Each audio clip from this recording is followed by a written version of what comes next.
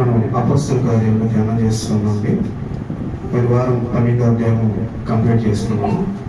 మరి ఇప్పుడు 13వ అధ్యాయం ఓపెన్ చేసుకున్నట్లయితే మనం కొన్ని వచనాలను ధ్యానం చేసుకున్నాం.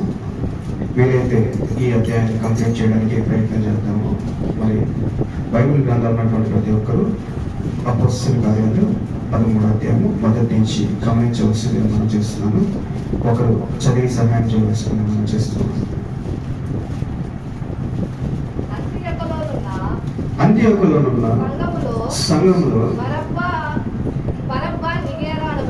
బర్నబా నిగేర్ అనబడిన సుమయోను కురేనీయుడైన లుకియా చతుర్థాధిపతి అయిన హేరోదుతో కూడా పెంచబడిన మనయేను సౌలు అను భక్తులను బోధకులను ఉండిరి.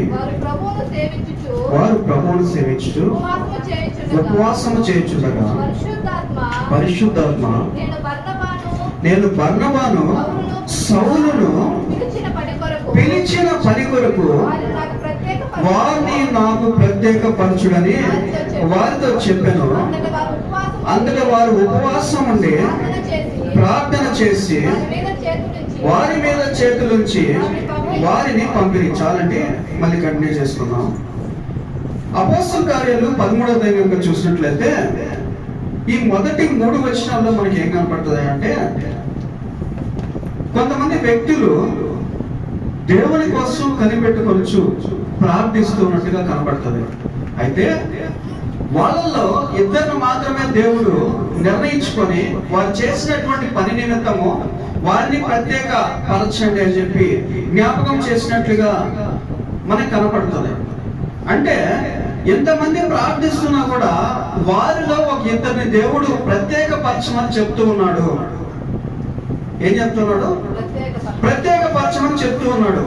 ఎలా ప్రత్యేక పరచాలి అంటే, వారిని ఏర్పాటు చేసినటువంటి పని నిమిత్తము, వారిని నేను నిర్మించుకున్నటువంటి పని నిమిత్తము, వారిని దేనికోసం అయితే నేను ఏర్పాటు చేసుకొని ఉన్నానో, వారిని దేనికోసం అయితే నేను భూమి మీద ఇంకా బ్రతకనిచ్చి ఉన్నానో, వారిని దేనికోసం అయితే నేను ఇంకా ఈ లోకంలో ఉండనిచ్చి ఉన్నానో, దానికోసం వారిని ప్రత్యేకపరిచేటటువంటి సమయం ఆసన్నమైంది కనుక వారు ఏర్పాటు చేసుకున్నటువంటి అనేక పనులు ఉండొచ్చు, ప్లాన్స్ అనేక ఉండొచ్చు, వాళ్ళ యొక్క ఏర్పాట్లు అనేక ఉండొచ్చు.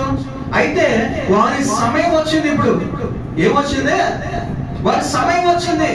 పౌలు అనేటటువంటి వ్యక్తి భయంకరమైనటువంటి వ్యక్తి, సౌలుగా ఉన్నటువంటి వ్యక్తి, అనేక మంది ప్రాణాలతో చెలగాటం ఆడుకున్నటువంటి వ్యక్తి సౌలు అనేటటువంటి వ్యక్తి.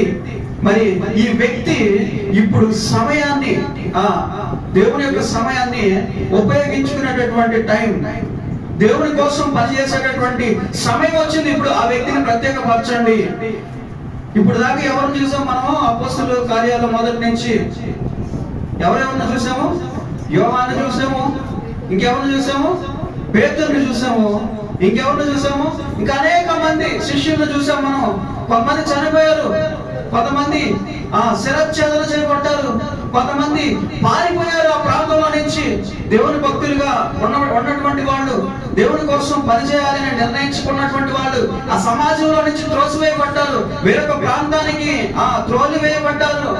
అయినప్పటికీ కూడా ఈ సౌలు అనేటటువంటి వ్యక్తి నిర్ణయించుకున్నాడు. ఏమని నిర్ణయించుకున్నాడు అంటే, దేవుని కోసం నేను పని చేయాలి.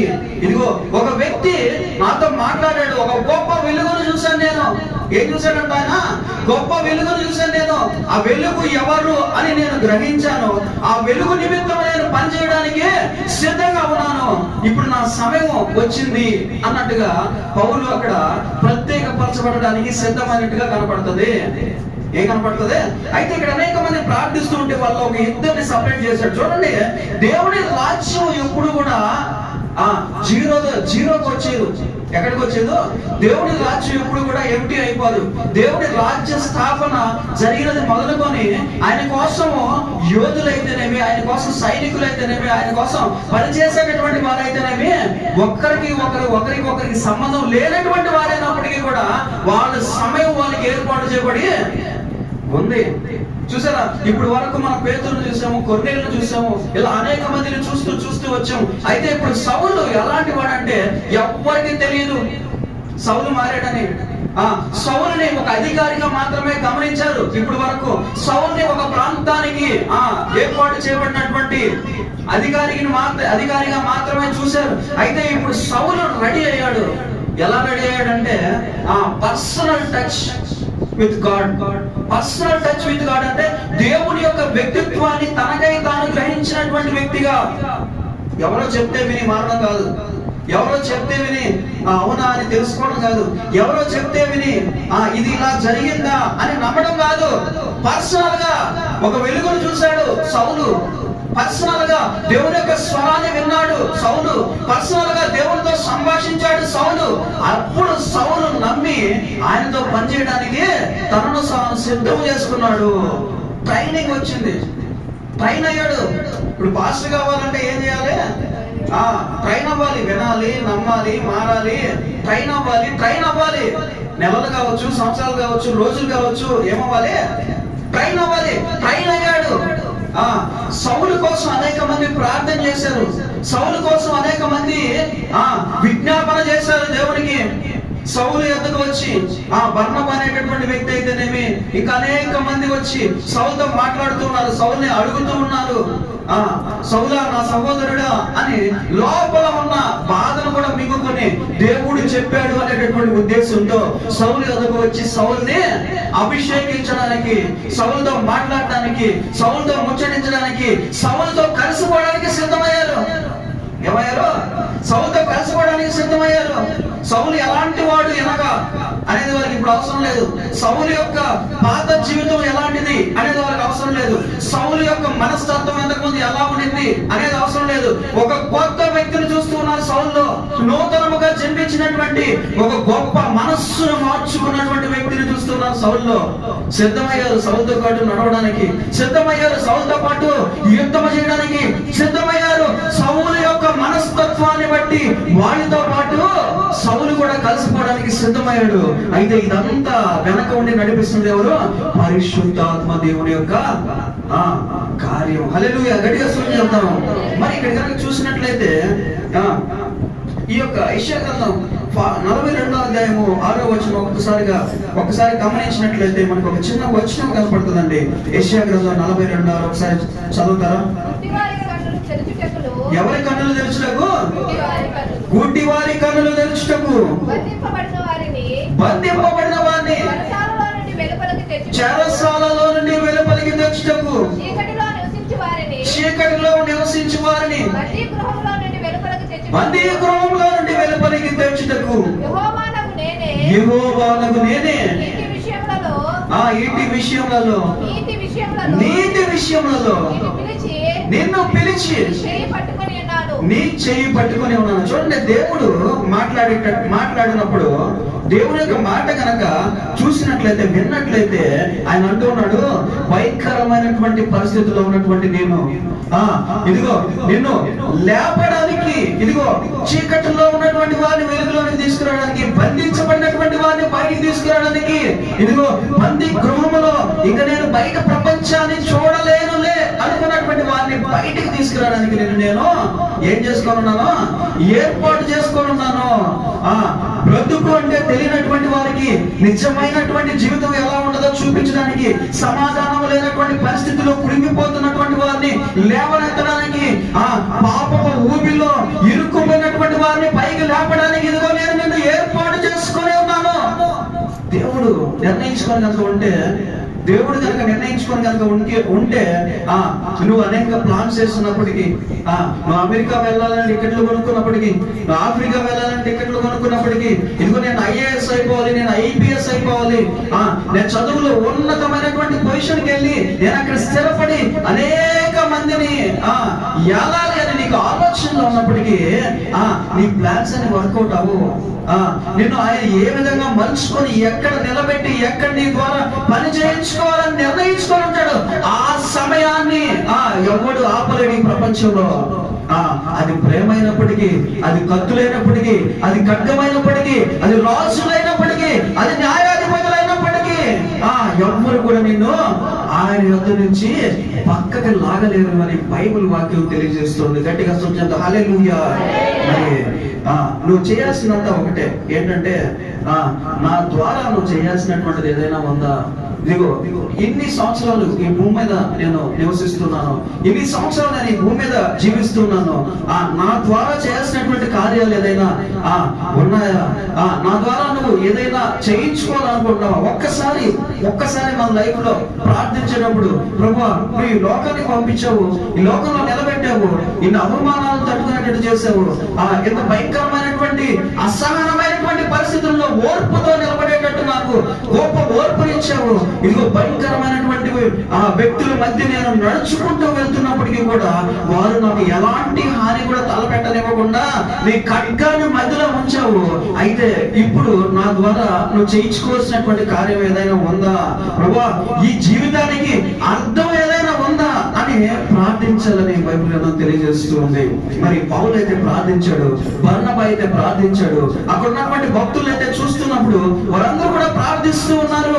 పరిశుద్ధాత్మ దేవుని రేపుతున్నారు, వాళ్ళు పరిశుద్ధాత్మ దేవుని ఆహ్వానించుకున్నారు, వాళ్ళ యొక్క హృదయంలోనికి పరిశుద్ధాత్మతో కలిసి నడవాలని ప్రయత్నం చేస్తున్నారు, పరిశుద్ధాత్మతో కలిసి పనిచేయాలని వాళ్ళు సిద్ధమయ్యి వాళ్ళ ప్రాణాలను తెగించి ఆ భయంకరమైనటువంటి యూదుల మధ్య, ఆ భయంకరమైనటువంటి అన్యుల మధ్య, భయంకరమైనటువంటి రోమా సైనికుల మధ్య నడపడానికి సిద్ధమయ్యారు. ఒక పక్క మరణాలు, ఒక పక్క భయంకరంగా లోపల హింసిస్తూ ఉన్నారు, జైల్లో వేసి కుమిలిపోతున్నటువంటి వారిని చూస్తూ ఉన్నారు. భయంకరంగా అన్యాయాలతో ఏలుబడి జరుగుతున్నటువంటి ఆ ప్రపంచాన్ని చూస్తున్నారు.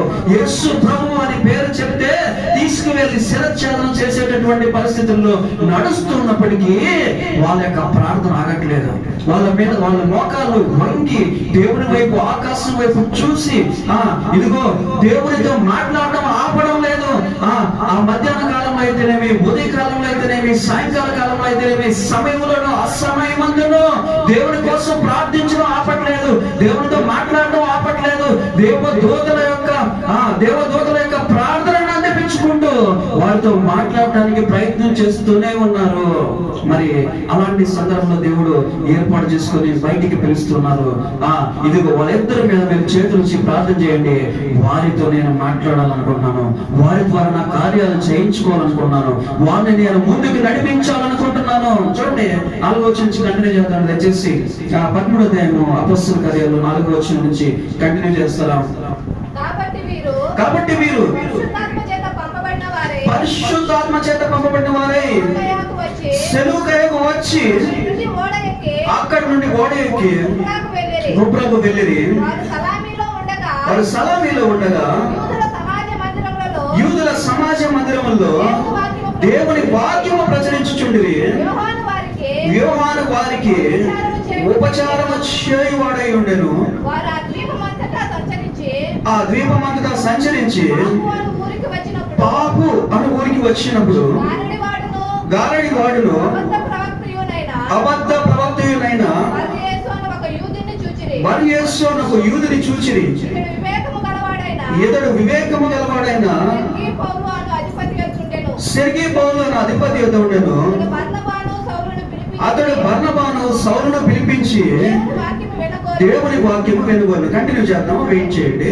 మరి ఇలాగా వీరిద్దరూ దేవుని యొక్క పరిశుద్ధాత్మ చేత పంపబడిన వారై సెలూకయ అనేటటువంటి ఆ ప్రాంతంలో ఓడ ఎక్కి కుప్రాకు వెళ్ళారంట. అక్కడి నుంచి పాపు అనేటటువంటి ఒక గ్రామానికి వచ్చారంట. మరి ఆ సమాజ మందిరంలో వీరు మాట్లాడడం ప్రారంభించారు.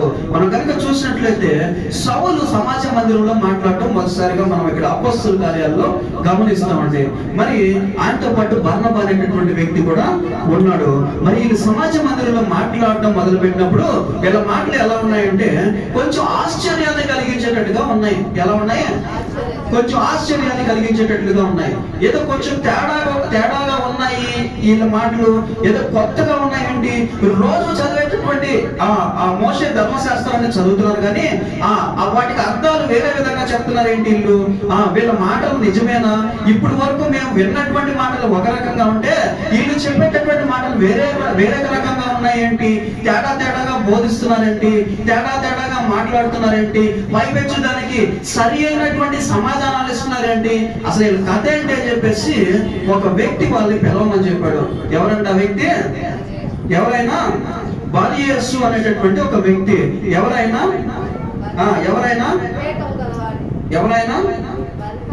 మళ్ళీ 6వ వచనం నుంచి ఒకసారి మళ్ళీ చదువుతారమ్మా. దీపం అంతటా సంచరించి పాపు అని ఊరికి వచ్చినప్పుడు గారడి వాడును అబద్ధ ప్రవక్త అయిన బర్యేసు అని ఒక యూదుని చూచిరి. ఎట్లాంటి వాడు అంటే అతను వివేకము గలవాడైన సెర్గీ పౌలు అను అధిపతి యొద్ద ఉండెను. అతడు బర్నబాను సౌలును పిలిపించి దేవుని వాక్యము వినగోరెను. ఎట్లాంటి వాడైనా అబద్ధ ప్రవక్త అయినటువంటి వివేకము కలిగినటువంటి వాడు. చూడండి, అబద్ధ ప్రవక్తలందరూ ఎలా ఉంటారంటే వివేకము కలిగినటువంటి వారై ఉంటారు. ఎలా ఉంటారు అబద్ధ ప్రవక్తలు? అబద్ధ ప్రవక్తలు అంటే వీళ్ళు ఎక్కడో బైబిల్లోనే ఉంటారులే, బయట ఉంటారులే అనుకోవడానికి లేదు. వీళ్ళు బయట ఉంటారు, బైబిల్లోనూ ఉంటారు, బయట ఉంటారు. మరి ఇతనికి ఆలోచనలు ఎలా ఉంటాయంటే వివేకము కలిగినటువంటి ఆలోచనలతో నిండి ఉంటాయి. అంటే ఒక ప్రవచనాన్ని కనుక వాళ్ళు చెప్పినట్లయితే, ఒక మాట కనుక వాళ్ళు చెప్పినట్లయితే ఇది తప్పు అని ఎవడన్నా కనుక వచ్చి వాదించడానికి మొదలు పెట్టాడు అనుకోండి, వెంటనే వాడు ఒక 50 సెంటెన్స్ చెప్తాడు. దాన్ని సరిదిద్దుకోవడానికి ఎన్ని చెప్తాడు? 50 చెప్తాడు. ఆ 50 కూడా మళ్ళీ తప్పు పడడానికి ఎవడైనా వచ్చి నువ్వు చెప్పేటటువంటిది తప్పు అని చెప్పారనుకో, ఆ 50 కూడా ఒక 500 చెప్తాడు. 500 చెప్పి నేను చెప్పింది కరెక్టే, మీరు చెప్పింది కరెక్ట్ కాదు అని వాడు ఎంత సేపైనా కూడా వాదించడానికి సిద్ధపడతాడు. అంటే ఎక్కువ మందిని నమ్మించడానికి సిద్ధపడతాడు, ఎక్కువ మందిని ఆకట్టుకోవడానికి సిద్ధపడతాడు. వీళ్ళు ఎలా ఉంటారంటే వివేకము కలిగినటువంటి వారే ఉంటారంట. వివేకం అంటే ఏంటంటే, ఫర్ ఎగ్జాంపుల్ చాలా మంది పాస్టర్లు ఉన్నారు కదా, మనకి యూట్యూబ్ లో ఉంటారు, గుంటూరులో ఉంటారు, విజయవాడలో ఉంటారు, హైదరాబాద్ లో ఉంటారు, విశాఖపట్నంలో ఉంటారు. వీళ్ళందరూ బాగా పాపులర్ అయిపోయి ఉంటారు అనమాట. ఎందుకంటే దేవుని వాక్యాన్ని ఎప్పటి నుంచో చెప్తూ ఉంటారు వీళ్ళు. సో వీళ్ళు చూస్తే మనం ఖచ్చితంగా ఈయన పలానా ఆ ప్రాంతానికి చెందినటువంటి పాస్టర్ గారని ఈజీగా గుర్తుపట్టేయచ్చు అనమాట. ఇప్పుడు ఈ వివేకం కలిగినటువంటి అబద్ధ ప్రవక్త ఏం చేస్తాడంటే వాళ్ళ మీద రాళ్ళు వేయడానికి ప్రయత్నం చేస్తాడు. ఎవరి మీద?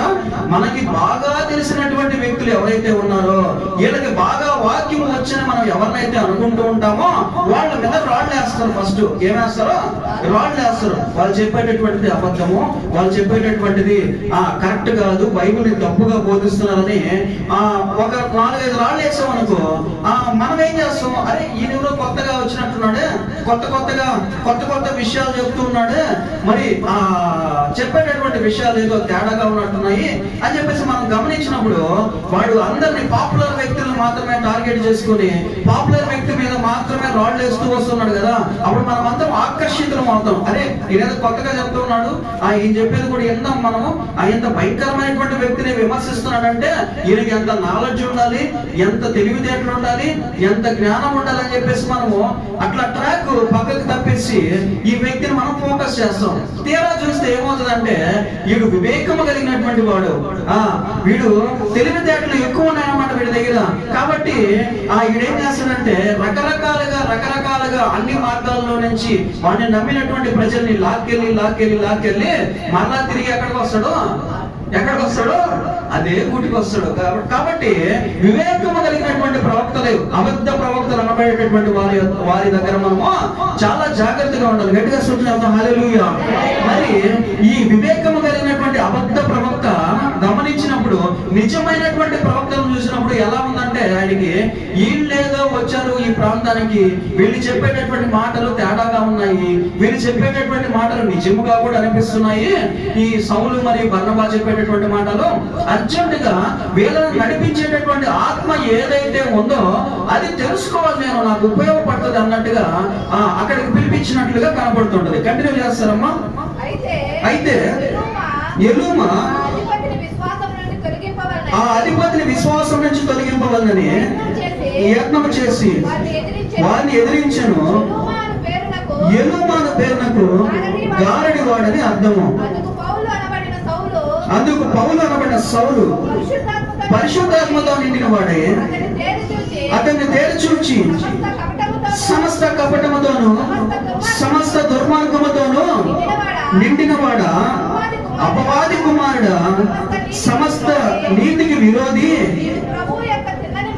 నీవు ప్రభు యొక్క తినని మార్గములు చెడగొట్టుట మానవా, ఇదిగో ప్రభు తన చెయ్యి నీ మీద ఎత్తి ఉన్నాడు. నీవు కొంతకాలము ముట్టివాడవై సూర్యుని చూడకుండావని చెప్పాను.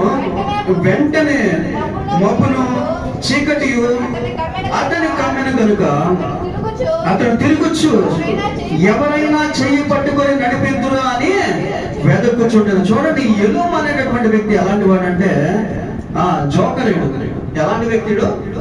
జోకరు. ఆ బర్నబా మరియు సౌలు ఈ బర్యేసు అనేటటువంటి వ్యక్తికి మంచి చెప్పి అబద్ధ ప్రవక్తల వల్ల వచ్చేటటువంటి ఇబ్బందులు ఏంటో చెప్పి నిజమైనటువంటి యేసు అనేటటువంటి వ్యక్తిని పరిచయం చేసి సమాజానికి ఏదో వీరు ఉపయోగపడేటట్టు మారుద్దాం వెళ్ళని ప్రయత్నం చేస్తూ ఉంటే మధ్యలో ఎవడొస్తున్నాడు? మధ్యలో ఈ గారడి వ్యక్తి అనేటటువంటి ఎలుమా అనేటటువంటి వ్యక్తి వచ్చి మాట్లాడుతూ ఉన్నాడు. వీళ్ళు ఎలాంటి వాళ్ళు అంటే సౌలు మరియు బర్నబా స్ట్రైట్ ఫార్వర్డ్ వ్యక్తులు. వీళ్ళు ఎలాంటి వాళ్ళు? స్ట్రైట్ గా వెళ్ళిపోతారు అంతే. అవి రోడ్డు ఉన్నా లేకపోయినా, అవి ముళ్ళైనా, అది సముద్రాలైనా, అది ఎడారులైనా వాళ్ళు అట్లా నడుచుకుంటూ తొక్కుకుంటూ వెళ్ళిపోయేటటువంటి వ్యక్తులు వీళ్ళు. ఎవరు? సౌలు మరియు బర్నబా.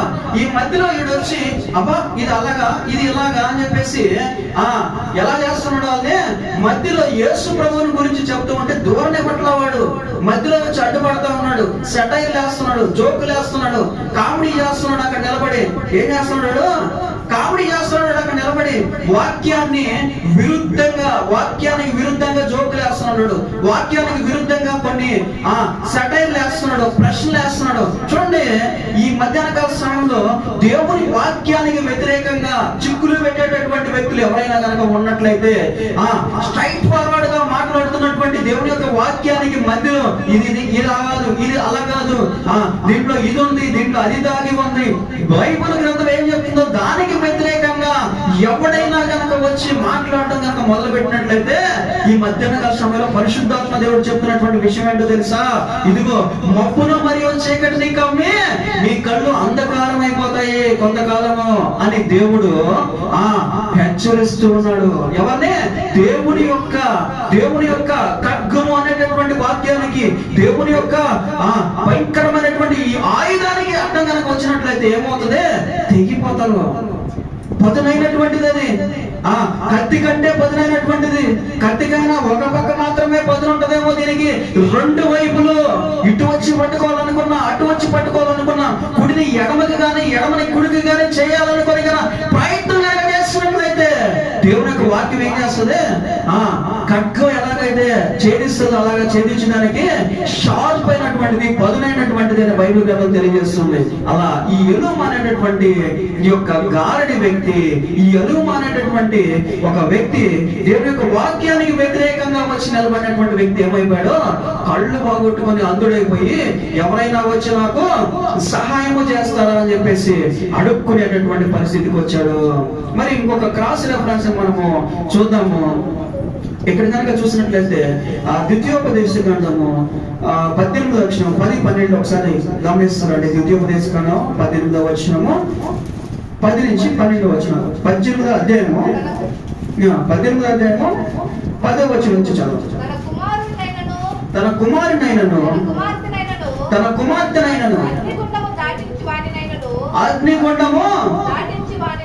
అగ్నిగుండము దాటించు వానినైనను ఏం చెప్పు సోదిగానైనను శకునము చెప్పు సోదిగానైనను సర్పశకునములను చెప్పు వానినైనను చిల్లంగి వానినైనను ఎవరిని? మాంత్రికునైనా. చాలా స్పష్టంగా చెప్తున్నాడు దేవుని వాక్యం. ఎవరినంట? ఇంద్రజాలకునైనను కర్ణ పిశాచి దెయ్యముల యొద్ద విచారణ చేయువారినైనను మీ మధ్య ఉండనీయకుడి. వీటిని చేయు ప్రతి వాడును యెహోవాకు హేయుడు. చూడండి, మనకు తెలియకుండానే చేస్తూ ఉంటాం. ఏం చేస్తూ ఉంటామో, ఎవడైనా చెయ్యిచ్చి నీకు ప్రశ్న చెప్తానంటే టక్కన చెయ్యిచ్చి భవిష్యత్తు గురించి తెలుసుకోవాలనుకుంటూ ఉంటాం. నీ యొక్క పరిస్థితులను మార్చేస్తాము. 1 లక్ష రూపాయలు పెట్టుకుంటే పరిగెత్తుకుంటా 1.5 లక్షలు పెడుతూ ఉంటాం. అక్కడ ఇదిగో నీ జాతకాన్ని గురించి చెప్పి, నీ జాతకంలో జరగబోయేటటువంటి ప్రమాదాల గురించి చెప్పి నిన్ను రక్షిస్తానంటే అక్కడికి వెళ్ళి ఇంట్రెస్ట్ గా కూర్చొని వాడు చెప్పేటటువంటి మాటలు వింటూ ఉంటాం. అయితే దేవుడు అంటూ ఉన్నాడు, ఇలాంటి వాడిని ఎవడిని కూడా నీ యొద్దకు ఏం చేయాలట, రానివ్వకూడదు. వాళ్ళ యొద్ద ఏముంటది, దురాత్మలు ఉంటాయి. ఏముంటాయి వాళ్ళ యొద్ద? ఏముంటాయి వాళ్ళ యొద్ద? దురాత్మలు ఉంటాయి వాళ్ళ యొద్ద. వాళ్ళ యొద్ద ఉన్నటువంటి దురాత్మలు ఏం చేస్తాయంటే ఏం చేస్తాయి, తప్పుడు దోవలోకి తీసుకొస్తాయి. చూడండి, మనం కనుక గమనించినట్లయితే మోషే ఇశ్రాయేలుని రక్షించడానికి ఆ ఫరో ఎదుట నిలబడినప్పుడు అక్కడ అనేక మంది గారడి వాళ్ళు ఉన్నారు, అనేక మంది మాంత్రికులు ఉన్నారు, అనేక మంది ఇంద్రజాలకులు ఉన్నారు, అనేక మంది రకరకాలైనటువంటి కార్యాలు చేసేటటువంటి వ్యక్తులను చూశాడు. వీళ్ళందరూ చేతరాని వాళ్ళు అనుకుంటున్నారా? లేదు. వాళ్ళ యొక్క ఏమున్నాయి, దురాత్మ శక్తులు ఉన్నాయి. వాళ్ళ యొక్క ఏమున్నాయి, దురాత్మగా. కంప్లీట్ చేద్దాము, సమయం కూడా అయిపోవచ్చు. 5 minutes లో నేను కంప్లీట్ చేస్తున్నాను, ఎక్కువ సమయం తీసుకున్నాను. మరి ఇలా ఎలుము అనేటటువంటి వ్యక్తి దేవుని యొక్క వాక్యానికి కనుక అడ్డం వస్తూ ఉన్నట్లయితే వాళ్ళు ఏమన్నారు, గట్టిగా ప్రశ్నించారు, గట్టిగా అరిచాడు. పౌలు గట్టిగా బెదిరించాడు, నువ్వు గుడ్డివాడి అయిపోదువుగాక అని అరిచినప్పుడు దేవుని యొక్క శక్తి వాళ్ళలో ఉంది కాబట్టి ఆ విషయం అక్కడ పనిచేసింది. అయితే ఇలా పౌలు మరియు బర్నబా అనేక మందిని మార్చుకుంటూ సమాజ మందిరంలో మాట్లాడుతూ, సమాజ మందిరంలో వాక్యాన్ని ప్రకటిస్తూ, యేసు ప్రభు ఎవరు అనేటటువంటి వ్యక్తిని ఆదాము నుంచి మొదలుకొని ఆల్మోస్ట్ ఈ సామెతలు రాసినటువంటి కీర్తనలు రాసినటువంటి దావీదు వరకు కూడా చెప్పుకుంటూ యేసు ప్రభుని పరిచయం చేసుకుంటూ, యేసు ప్రభు ఈ భూమి మీదకి ఎలా వచ్చాడు, ఎలా చనిపోయాడు, ఎలా తిరిగి లేచాడు అని రకరకాలుగా వాళ్ళు బోధిస్తూ వచ్చిన తర్వాత అక్కడ ఉన్నటువంటి ప్రజలందరూ కూడా మారడం మొదలు పెట్టారంట.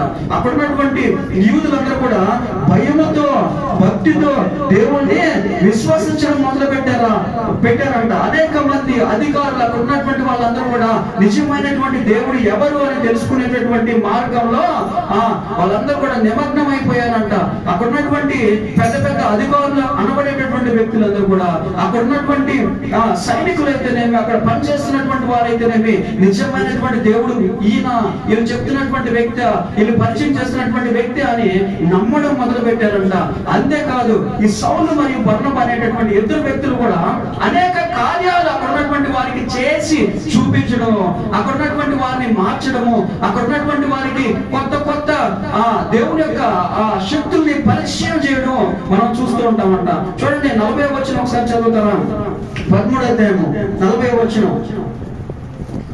ఫాస్ట్ గా.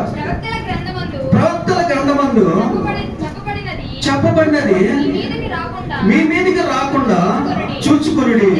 అదేమనగా, ఇదిగో తిరస్కరించి వారులారా ఆశ్చర్యపరకుడి, నశించుడి. మీ దినములో నేను ఒక కార్యము చేసేదను, ఆ కార్యము ఒకడు మీకు వివరించినను మీరెంత మాత్రము నమ్మరు అనెను. చూడండి, ఇక్కడ ప్రవక్తలు ముందే చెప్పేశారు. ఏం చెప్పేశారంటే, ఇదిగో తిరస్కరించి వారులారా, ఎవరైతే దేవుని వాక్యాన్ని తిరస్కరిస్తున్నారో, ఎవరైతే దేవుని నమ్మక ఆశ్చర్యపడి వదిలేస్తూ ఉన్నారో, చూసినప్పుడేమో భయంకరమైనటువంటి కార్యం చేశాడు ఈయన, అయ్యో ఆశ్చర్యకరమైనటువంటి కార్యం చేశాడు ఈయన, ఇంత గొప్ప కార్యం ఈయన ఎలాగ చేశాడని 4-5 సార్లు చెప్పుకొని మళ్ళా పోయి మా దేవతలు మాకు ఉన్నారు, మీరు మమ్మల్ని మార్చడానికి అవకాశం లేదు అని తిరస్కరించేటటువంటి వారు ఎవరైతే ఉన్నారో మీకు అందరికీ కూడా శ్రమ నశించుడి. ఇదిగో భయంకరమైనటువంటి కార్యాన్ని నేను మీ దినంలో చేశాను. అదేంటంటే దేవుడినే భూమి మీదకి పంపించడం. ఈ భయంకరమైనటువంటి కార్యాన్ని నమ్మక మీరు తిరస్కరిస్తున్నారు కాబట్టి మీరందరూ కూడా నశించుడి అని ప్రవక్తలు చెప్పబడినట్లుగా, ప్రవక్తల గ్రంథంలో రాయబడినట్లుగా జరిగి ఉన్నది. దీన్నైనా చూసి మీరు నమ్మండి అని ఆ సౌలు మరియు బర్నబా అనేటటువంటి 2 వ్యక్తులు కూడా మాట్లాడడం జరిగింది. 49వ వచనం ఒకసారి చూస్తారా? ప్రభు వాక్యము ఆ ప్రదేశమంతటా వ్యాపించును గాని యూదులు భక్తి మర్యాదలు గల స్త్రీలను ఆ పట్టణపు ప్రముఖులను రేపి పౌలునకు బర్నబాకును హింస కలుగు చేసి వారిని తమ ప్రాంతముల నుండి వెళ్ళగొట్టారు. చూడండి ఎవరు వాడుకున్నారు? సౌలు మరియు బర్నబాను ఆ ప్రాంతం నుంచి వెళ్ళగొట్టడానికి ఎవరిని వాడుకున్నారు? వాళ్ళు 2 వాడుకున్నారు. ఎవరిని? ఒకటి స్త్రీ, రెండవది పేర్లు పలుకుబడినటువంటి వ్యక్తులు. చూడండి ఈ సమాజం ఎవరు మాట వింటదంటే బాగా డబ్బున్నటువంటి వాడి మాట వింటది ఈ సమాజం ఎవరు ఈజీగా నమ్మేస్తుందంటే అందమైనటువంటి భక్తి కలిగినటువంటి స్త్రీలలాగా యాక్ట్ చేసేటటువంటి వాళ్ళని, స్త్రీలని బాగా ఫాస్ట్ గా నమ్ముతుంది. పురుషుడు వచ్చి అయ్యో ఇది జరగలేదని రోడ్డు మీదకి వచ్చి గింజుకున్నా కొట్టుకున్నా కూడా వాడి మాట ఎవరు వినరు. అదే ఒక స్త్రీ వచ్చి 4 కన్నీళ్ళు మాటలు చెప్పి ఇదిగో నన్ను ఇలాగ చేశాడు, వాడు అలాగా చేశాడు, ఈ ప్రాంతంలో మీరు ఇలా చేస్తున్నారని చెప్పి మాట్లాడినట్లయితే ప్రపంచం అంతా అలర్ట్ అయిపోతుంది. ప్రపంచంలో ఉండేటటువంటి వ్యక్తులంతా కూడా అమ్మో ఆ స్త్రీకి ఏదో జరిగింది, అయ్యో ఆ స్త్రీకి ఏదో జరిగింది, ఆ స్త్రీ చెప్పేటటువంటి నిజమే, వీడు దుర్మార్గుడు, వీడు మంచోడు కాదు, ఆ స్త్రీని హింసించాడని ఆడవారి వైపు మాత్రమే మాట్లాడడం అనేది మెయిన్ గా కనబడుతుంది. కాబట్టి ఇక్కడ ఉన్నటువంటి వ్యక్తులు ఎవరిని వాడుకున్నారో? స్త్రీలను వాడుకున్నారు, మరియు ఆ ప్రాంతంలో ఉండేటటువంటి ప్రముఖులను వాడుకున్నారు. అలాగే పాత కాలంలో ఇశ్రాయేలుని మోసగించడానికి ఎవరిని వాడుకున్నారు? ఎదుట బిలాముతో పాటు ఎవరిని వాడుకున్నారు? అందమైనటువంటి స్త్రీలను పంపించారంట. ఎదురు ఆ సైన్యానికి తట్టుకోలేక వీళ్ళని మనం డైరెక్ట్ గా వెళ్ళి యుద్ధంలో ఓడగొట్టలేమని చెప్పేసి ఎవరిని పంపించారంట? అందమైనటువంటి స్త్రీలను పంపించినప్పుడు ఆ స్త్రీలు వెళ్ళి అక్కడ ఉన్నటువంటి ఆ యొక్క పురుషులతో వ్యభిచరించినప్పుడు అక్కడ ఉన్నటువంటి ఇశ్రాయేలు మీద దేవుడు అగ్నిని కురిపించాడంట.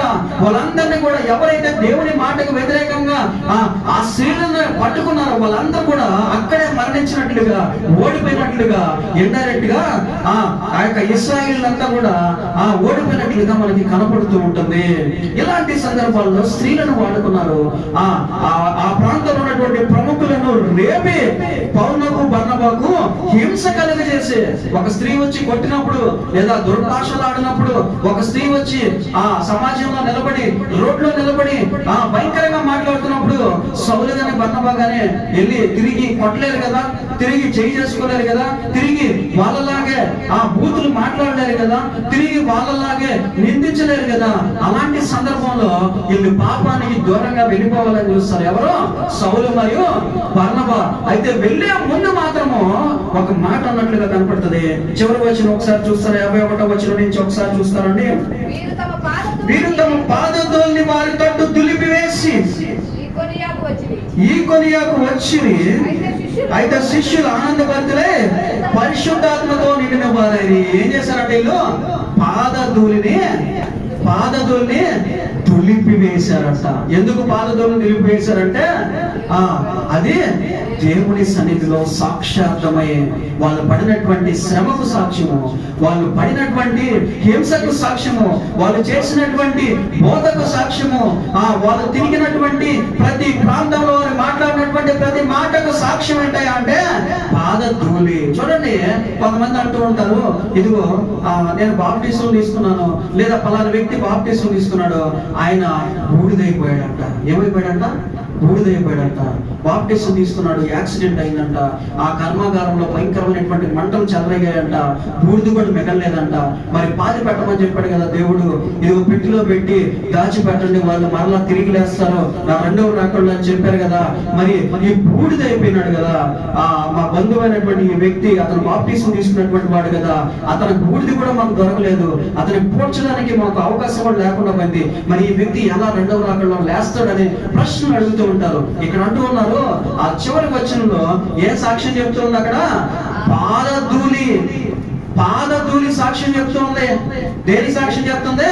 వాళ్ళు చేసినటువంటి ప్రతి విధమైనటువంటి కార్యానికి సాక్ష్యం, వాళ్ళు చేసినటువంటి ప్రతి విధమైనటువంటి సేవకు సాక్ష్యం ఎవరంటే పాదధూళి. నువ్వు మనిషిని భయంకరంగా బూడిదలాగా చేసి, బ్లాక్ గా చేసి, ఆ ధూళిని ఎత్తి సముద్రంలో కలిపేసిన, లేకపోతే ఆ ధూళిని తీసుకొచ్చి ఒక పెద్ద నదిలో కలిపేసిన, అది ఎక్కడికి వెళ్తుందంట? అటు తిరిగి ఇటు తిరిగి అటు తిరిగి నువ్వు ఏం చేసి గందరగోళం చేసి మనిషికి సంబంధించినటువంటి ప్రతి సాక్ష్యాన్ని క్లోజ్ చేసినప్పటికీ కూడా చివరకు ఆ బూడిద వచ్చి ఒక ఆకారాన్ని ధరించి దేవుని ఎదుట నిలబడి నేను ఫలానా వ్యక్తిని, ఎవరైనా నేను దేవుని నమ్ముకున్నటువంటి విజయాన్ని సాధించినటువంటి ఫలానా వ్యక్తి యొక్క ధూళిని గట్టిగా సూచన హల్లెలూయా, ఇదిగో నేను ఫలానా వ్యక్తి యొక్క రక్తాన్ని, హల్లెలూయా, నేను ఫలానా వ్యక్తి యొక్క బూడిదని, హల్లెలూయా, నేను ఫలానా వ్యక్తి యొక్క పాద ధూళిని, హల్లెలూయా. మరి ఇలా సాక్ష్యాన్ని వినగలిగేటటువంటి ఒక రోజు అనేది రాబోతుందని బైబిల్ గ్రంథం స్పష్టంగా తెలియజేస్తుంది. నా ప్రియ సహోదరి సహోదరుడా, మనం చేసినటువంటి కష్టానికి, మనం పడినటువంటి బాధకి, మనం చేసినటువంటి సేవకి ప్రతిఫలంగా దేవుడు అడుగు అడుగున సాక్ష్యాన్ని ఏర్పాటు చేసి ఉన్నాడు. అడుగు అడుగున ఆయన పాద ధూళి ద్వారా, ఇదిగో మన పాద ధూళి ద్వారా సాక్ష్యాన్ని చెప్పించడానికి ఒక గొప్ప బృహత్కరమైనటువంటి కార్యాన్ని ఏర్పాటు చేసి ఉన్నాడు. మనం చేసేటటువంటి సేవ వ్యర్థం కాదు, మనం పలికేటటువంటి మాట వ్యర్థం కాదు, మనం చేసేటువంటి భక్తి వ్యర్థం కాదు, మనం పడినటువంటి రకరకాలైనటువంటి హింసలు వ్యర్థం కాదని మధ్యాహ్న కాల సమయంలో దేవుడు హెచ్చరిస్తున్నాడు. కాబట్టి సమయం అయిపోయింది కాబట్టి నేను ముగింపులోకి తీసుకొస్తున్నాను. పౌలైతేనేమి, బర్నబా అయితేనేమి, ఆ ప్రాంతాల్లో వారు చేసినటువంటి శ్రమ, వారు పడినటువంటి సేవ, ఇదిగో సమస్తం కూడా ఆ ప్రాంతాల్లో వారు తిరిగినటువంటి ప్రతి ఒక్క విధమైనటువంటి పడినటువంటి కష్టానికి వారి యొక్క పాదధూళి సాక్షిగా ఉందని బైబిల్ తెలియజేస్తుంది. కాబట్టి వాళ్ళ ప్రాంతాన్ని అంతా మార్చారు. ఆ ప్రాంతం అనేక మందిని తిరుగుబాటు చేసినటువంటి అనేక మందిని ఒప్పింపజేశారు. యేసు ప్రభు అనేటటువంటి ఒక వ్యక్తి భూమి మీదకి వచ్చాడు. ఆయన నిజమైనటువంటి దేవుడు. ఆయన మూడో రోజు తిరిగి లేచి అనేక మంది కనిపించాడు. ఆయన దావీదు యొక్క వంశంలో జన్మిస్తానని ఇచ్చినటువంటి మాట ప్రకారంగా ఆయన భూమి మీదకి వచ్చాడు అని తెలియజేస్తూ అనేక రకాలుగా సాక్ష్యాన్ని వాళ్ళు వినిపింపజేశారు. దానిలో వచ్చినట్టుగా చివరి ప్రార్థన చేసుకుందాం. మనము మధ్యాహ్న కాల సమయంలో మనం విన్నటువంటి వాక్యానికి, మనం విన్నటువంటి దేవుని యొక్క స్వార్థకి ఫలించినట్లుగా, అభివృద్ధి చెందినట్లుగా, మనస్సులను మార్చినట్లుగా, రకరకాలైనటువంటి చిక్కులు పెట్టేటటువంటి సాతాను దురాత్మ శక్తుల్ని పడగొట్టినట్లుగా, మనలో ఉన్నటువంటి పరిశుద్ధాత్మ దేవుని వెలిగించినట్లుగా మధ్యాహ్న కాల సమయంలో ప్రార్థన చేసుకుందాం. మహోన్నతుడు, పరిశుద్ధుడు, శక్తివంతుడు, బలవంతుడు, ఇదిగో త్యాగశీలి అయినటువంటి దేవా, నీకే స్తుతులు స్తోత్రములయ్యా. ఇదిగోనైనా మీరు పడినటువంటి శ్రమకు, మీరు పడినటువంటి కష్టానికి సాక్షులుగా అనేక మంది నిలబడి ప్రభా ఈ ప్రపంచంలో ప్రకటించారయ్యా. ఇదిగోనైనా ఈ మధ్యాహ్న కాల సమయంలోనైనా మేము మీ గురించి తెలుసుకున్నామంటే ప్రభా, వారు పడినటువంటి కష్టము, వారు పడినటువంటి బాధ, వారు పడినటువంటి నైనా రకరకాలైనటువంటి హింసనైనా సాక్ష్యంగా నిలబడి ఉంది ప్రభా. ఇదిగోనైనా మేము కూడా ప్రభా, ఇదిగోనైనా మీ వాక్యాన్ని ప్రకటించేటటువంటి వారముగా, ఇదిగోనైనా నిజమైనటువంటి మీ సత్య సువార్తను వెదజల్లేటటువంటి వారముగా ప్రభా, ఈ ప్రపంచంలో నశించిపోతున్నటువంటి వారిని, చీకటిలో జీవిస్తున్నటువంటి వారిని, ఇదిగో బంధింపబడినట్టుగా నాయన అనేక రకాలైనటువంటి బంధకాలతో ఇదిగో పట్టుబడినటువంటి ప్రతి ఒక్క ఆత్మను విడిపించడానికి మీ యొక్క దేవుని యొక్క సువార్తను ప్రకటించినట్లుగా, ఇదిగోనైనా ప్రతి ఒక్క నోరుని విప్పమని, ప్రతి ఒక్క పాదాన్ని కదిలించమని, మాలో ఉన్నటువంటి పరిశుద్ధాత్మ దేవుని లేపి ప్రభా ముందుకు నడిచినట్లుగా సహాయం దయచేయమని ప్రార్థిస్తున్నానయ్యా. ఇదిగోనైనా అనేక కష్టాల్లో, శ్రమల్లో, బాధల్లోనైనా ఇదిగో పట్టుబడినటువంటి ప్రతి ఒక్క బిడ్డ కోసం మధ్యాహ్న కాల సమయంలో సంఘముగా ఆసక్తితో ప్రార్థిస్తున్నాం ప్రభా, వారిని విడిపించండి. ఇదిగోనైనా వారికి ఉన్నటువంటి అన్ని రకాలైనటువంటి బాధల నుంచి, దురాత్మ శక్తుల నుంచి, ఇదిగోనైనా వారు పడుతున్నటువంటి శ్రమల నుంచి విడిపించి నిలబెట్టమని ప్రార్థిస్తున్నాం ఆయన.